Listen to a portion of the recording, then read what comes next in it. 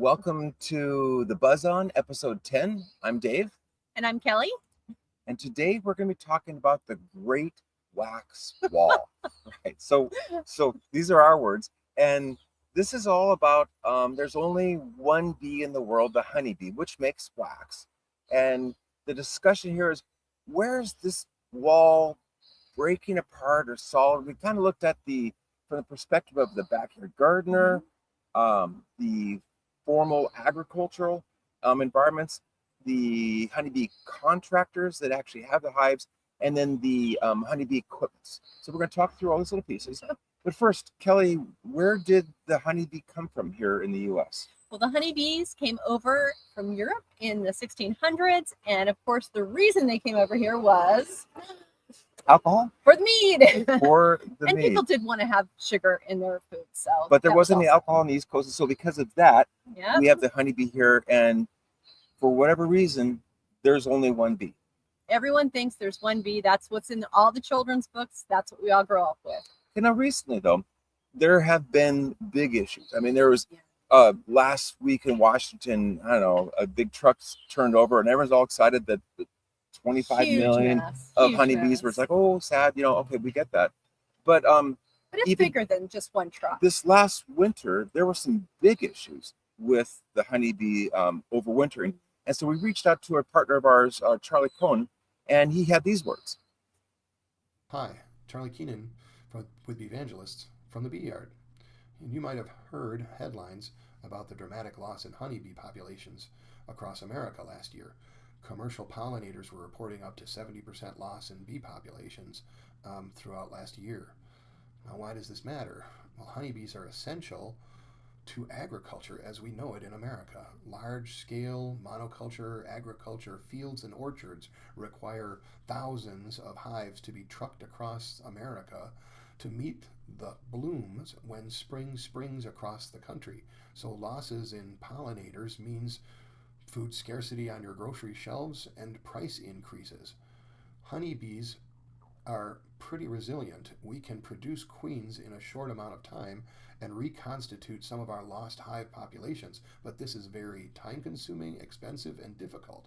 It's unsustainable to have to do this year after year, so we've got to find out what's killing those bees. But in the meantime, we've got food that needs to be made, so we might have to look for alternatives to pollination or ways to assist the pollination that we have the way we do things. Reporting from the Bee Yard.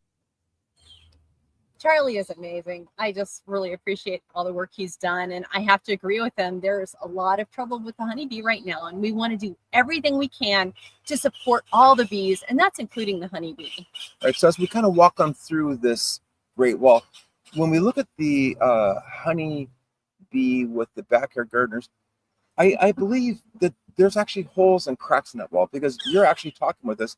You realize that there are mason bees and some are leaf bees, and there's a variety of other species that are out there that aren't just the honeybee. And they're fascinated to discover the bees that are already in their backyard. What is this bee? Can you tell me more about it?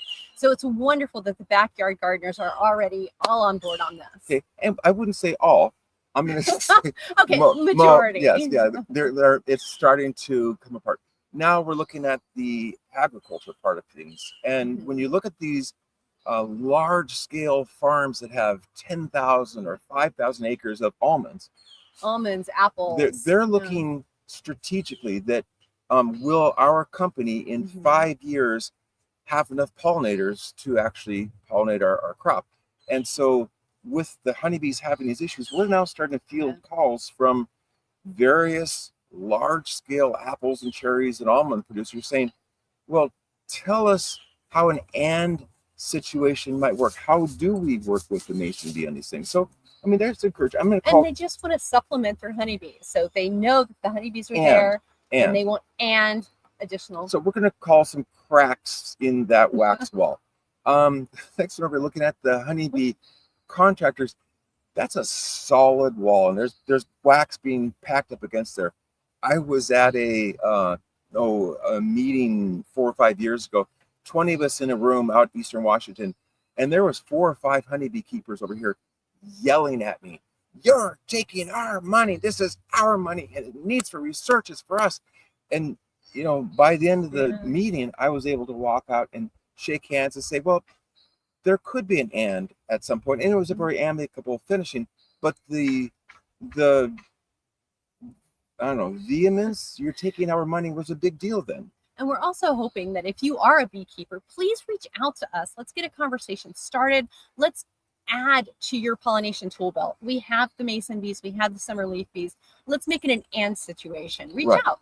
We'd like to. And then lastly, when we're looking at the people that sell equipment, whether it's it's hives and stuff, we're starting to see a lot of large scale companies and medium and small reach out to us saying, hey, can we carry your products too? And why? I just think they're getting asked by people. Right. We want to keep mason bees, or we're no longer able to keep our honeybees going over winter. How can we still have our pollinators? And that's a wonderful way to get a conversation started too. A couple cracks in those walls. Yeah. But when we're looking forward to like now 20 years from now, Kelly, where do we see things occurring? What should it look like? I hope in 20 years it's going to be honeybees and mason bees and leafcutters and more. Because there's so many species, so many amazing species, and it's just taking the time to discover them, bring them in. You have maybe a little oasis in your backyard with now native bees because you got rid of that lawn. Maybe you don't have those bees though. So where might they be? Out maybe in, you've got some in your yard and maybe you don't have the bees there anymore. Could you find these bees outside in a wild meadow next to a forest? Yeah. Put a house out there, see who's there, and if it's local, bring these bees back to your yard and rewild them. Help these bees foster in your environment. Just like you're rewilding native plants in your backyard, don't forget to rewild the native insects as well. So there you go, the Great Wax Wall. We see holes and cracks and we're melting that wall. That's where we're trying to go, and we're positive that the future is an and environment. Thanks for watching. Have a good one.